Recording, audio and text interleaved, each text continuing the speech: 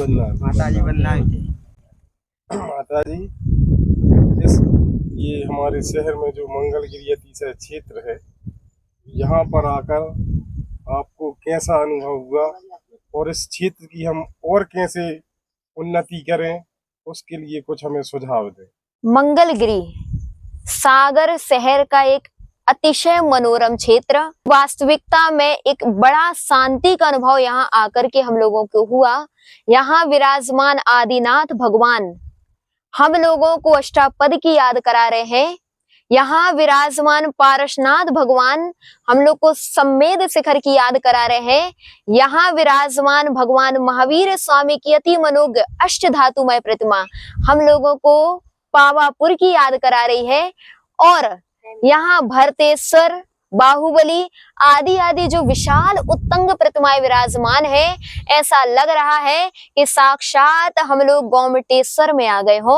अर्थात कहें कि इस क्षेत्र में दर्शन करके हमें अनेक अनेक क्षेत्रों के दर्शन करने का आनंद सा प्रतीत होने लगा है। तो अतः ऐसा लग रहा कि हम लोग यहीं पे चातुर्मास कर लें, लेकिन चातुर्मास भले ही इस मंगलगिरी में ना हो, लेकिन उस चातुर्मास के अंतर्गत जब हम लोगों को शांति का अनुभव चाहिए होगा या थकान महसूस होने लगी होगी शहर में रह करके, तब हम लोग मंगलगिरी की ओर जरूर आएंगे, जहां पर पांच आचार्यों का मंगल आशीर्वाद प्राप्त हुआ।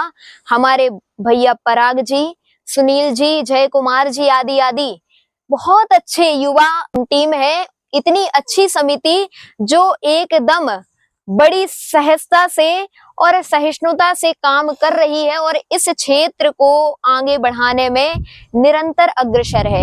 आप देखेंगे तो इतने विशाल विशाल उत्तंग जिनबिंब आपको एक दो क्षेत्रों में नजर आएंगे, लेकिन यहाँ पर जितने भी बिंब हैं वह सब इसी प्रकार उत्तंग रूप से आकाश को छू रहे हैं। ऐसे प्रतिमाएं बहुत ही कम स्थानों में हमारे लिए दिखाई पड़ती है। तो हम इन जिन बिंबों के दर्शन करके आनंद विभोर हो गए, गदगद हो गए। और इसी प्रकार हमारी भावना यही है कि इस प्रकार के जिन बिंबों के दर्शन हमारे लिए निरंतर निरंतर प्राप्त होते रहे।